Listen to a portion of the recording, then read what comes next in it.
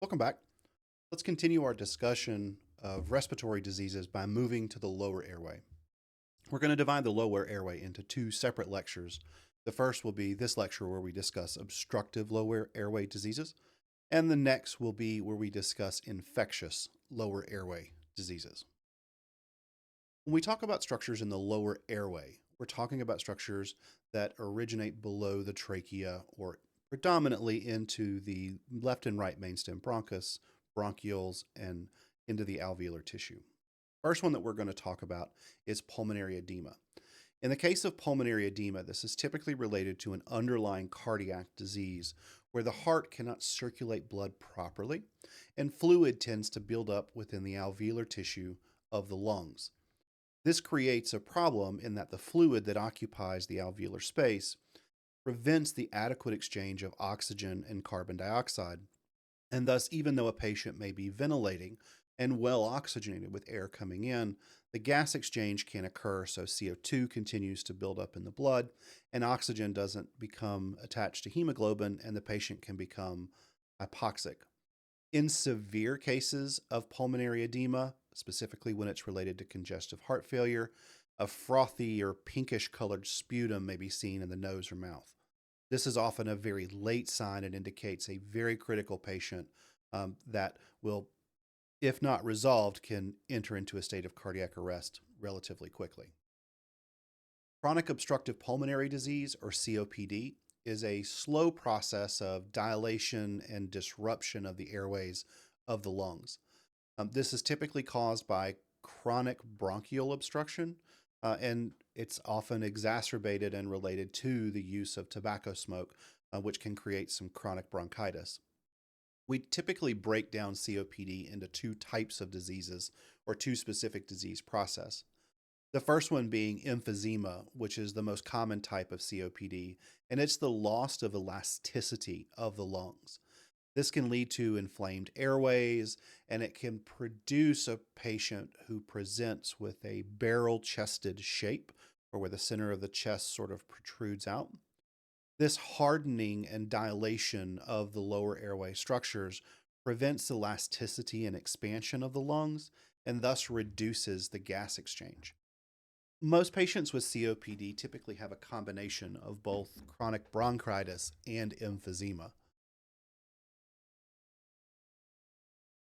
Patients with COPD who typically have drier lung sounds generally are emphysema type patients, while patients who have sort of wettish lung sounds or coarse, crackly lung sounds, that would indicate pulmonary edema or in some cases bronchitis. And chronic bronchitis is the other form of chronic obstructive pulmonary disease.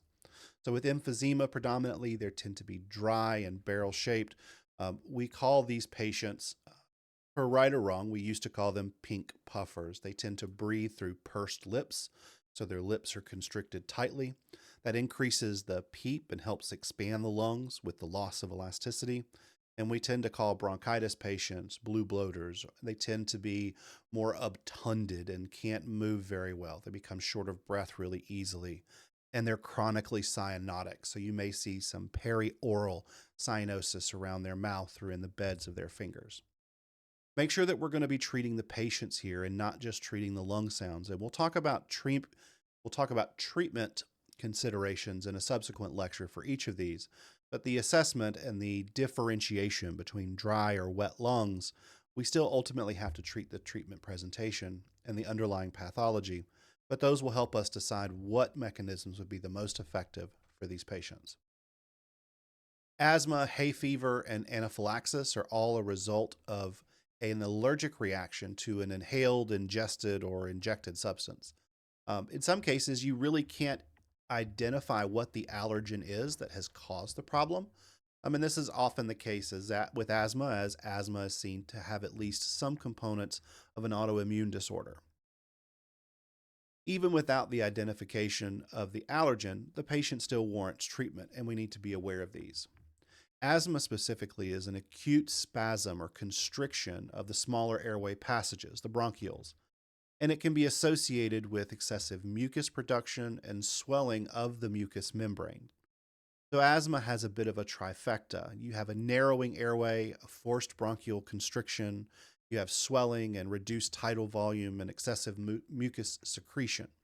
So when we talk about the management of these patients, we'll discuss what pharmacologic treatments we can use to aid and assist of the restoring of normal function of those airways. Asthma does affect patients of all ages, although it's most common in children 5 to 17 years of age. It produces the classic wheezing or characteristic wheezing sound that can be heard, particularly on expiration. Remember that lung sounds, normal breathing, lung sounds should be quiet and effortless. But when we hear extrapyramidal sounds or extra sounds when assessing our patient through auscultation of the lungs or audible sounds that we can just hear with our ears, that indicates a disruption in those airway pathways. And asthma is hallmarked by that expiratory wheezing state or wheezing on exhalation. As the asthma gets worse, then you'll note that the patient may have inspiratory and expiratory wheezes.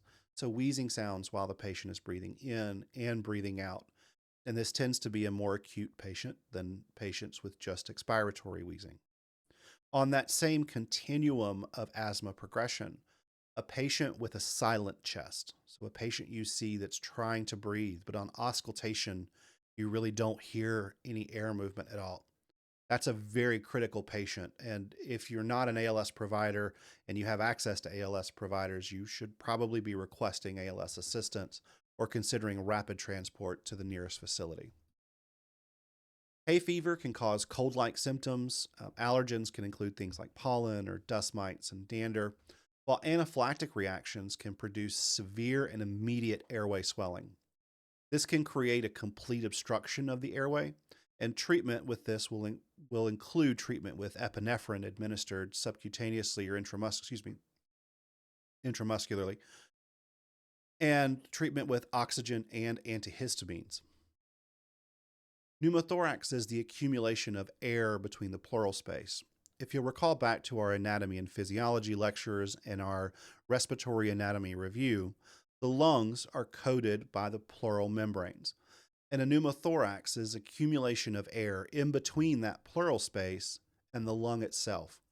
It's usually occurring between the visceral and parietal pleura, but the resulting air accumulation causes a compression of the lung tissue, and thus the lungs can inflate or engage in gas exchange. It's most often caused by trauma, but there is also conditions that can cause spontaneous pneumothoraces, and that's where a patient coughs or may sneeze and has an underlying rupture of that lung tissue that leads to that pneumothorax. It also can occur with lung infections or weak lungs. The progression of a pneumothorax, the patient will start to become dyspneic or shortness of breath.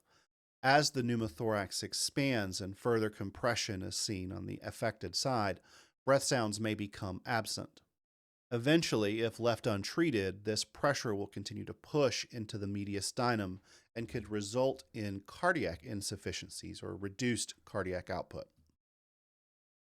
Pleural effusion is a collection of fluid outside of the lungs. Like the pneumothorax, this can cause lung compression and result in dyspnea. It can stem from things like irritation, infection, can also be due to underlying cancers or congestive heart failure.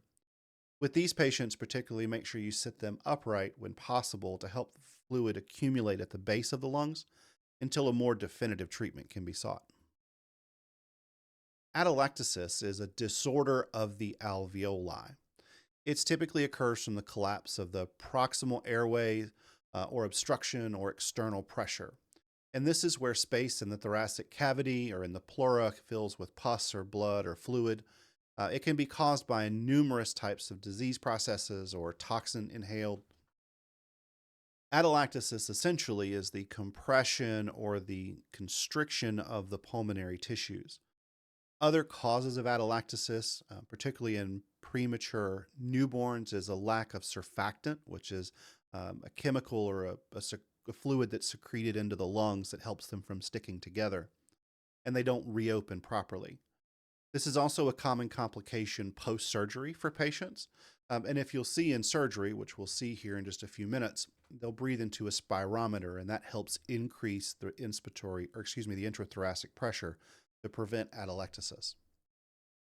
When you're assessing these patients, you'll be assessing for dyspnea and respiratory distress. It'll be important for you to inquire about post-surgical history. Did they have a recent surgery or have a history of underlying diseases that may be prone to atelectasis? And then, of course, assessment of your newborn infants, particularly if they're born prematurely at home and you're arriving to transport that patient to the hospital. You can see here on the screen is a device that's used for post-surgical patients to help prevent atelectasis. Cancer is another cause of lower airway disease. Lung cancer is one of the most common forms of cancer, and it's significantly linked and statistically linked to cigarette smoking or exposure to occupational lung hazards and secondhand smoke. While pre-hospital management of cancer is going to focus on symptom management, it's important for us to be aware, get an adequate history with these patients, as they can have extensive concomitant factors that may also need to be managed during your transport and assessment and treatment time.